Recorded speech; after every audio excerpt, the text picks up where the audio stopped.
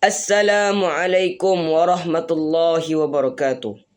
Innal hamdalillah nahmaduhu wa nasta'inuhu wa nastaghfiruh wa na'udzu billahi min syururi anfusina wa min sayyiati a'malina.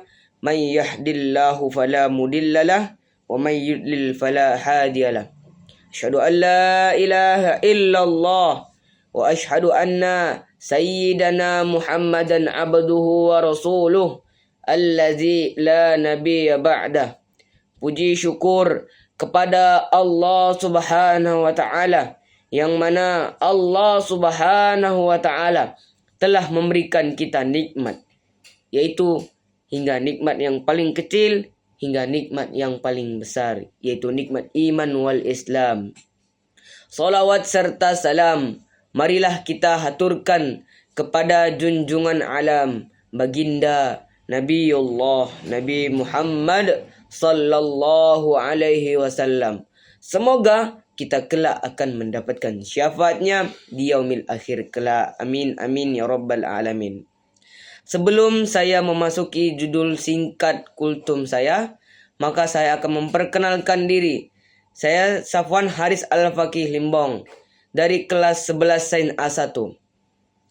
Judul singkat kultum saya adalah Ramadan, bulan perubahan dan bulan pengampunan. Hadirin yang dirahmati Allah Subhanahu wa taala, Ramadan adalah bulan yang sangat istimewa. Di bulan inilah Al-Quran diturunkan sebagai petunjuk hidup bagi manusia. Allah Subhanahu wa taala berfirman dalam Quran surah Al-Baqarah ayat 185. Bulan Ramadan adalah bulan yang di dalamnya diturunkan Al-Quran sebagai petunjuk bagi manusia. Dan mengenai petunjuk itu serta pembeda antara yang benar dan yang batil. Quran surah Al-Baqarah ayat 185. Ayat ini menjelaskan tentang bahwa Ramadan bukan sekadar bulan menahan lapar dan haus, tetapi bulan untuk kembali kepada Al-Quran. Banyak orang mampu menahan makan dan minum, tetapi belum tentu mampu menjaga lisannya dan menjaga pandangannya dan menjaga hatinya.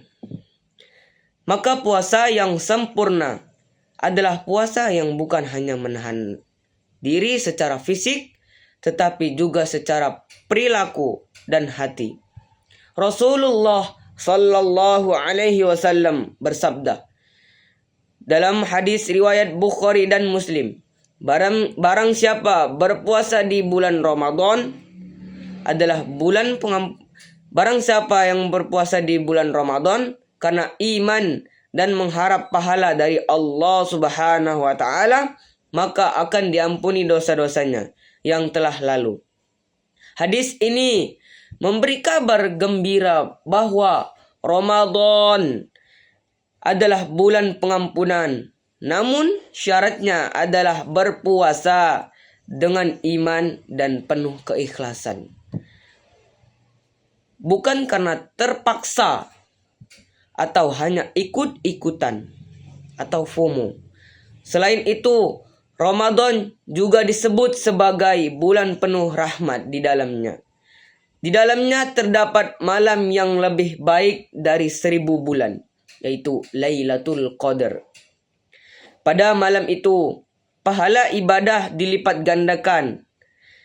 Maka sungguh rugi orang yang melewatkan Ramadan tanpa memperbanyak amal.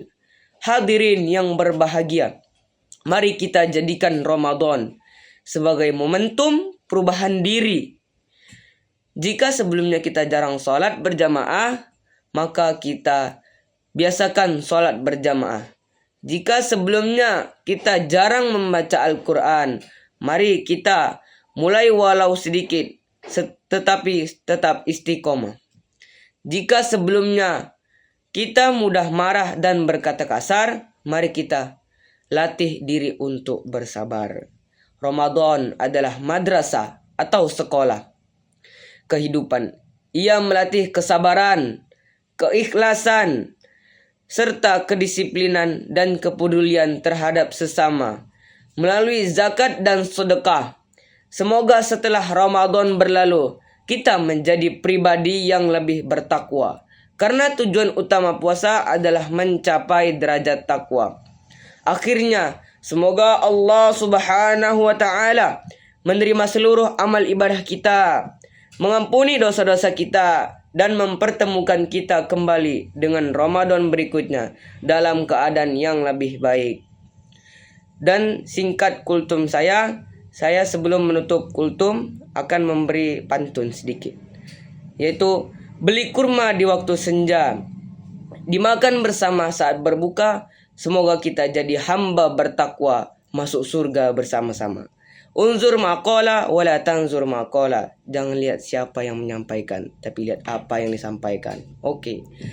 Terima kasih. Assalamualaikum warahmatullahi wabarakatuh.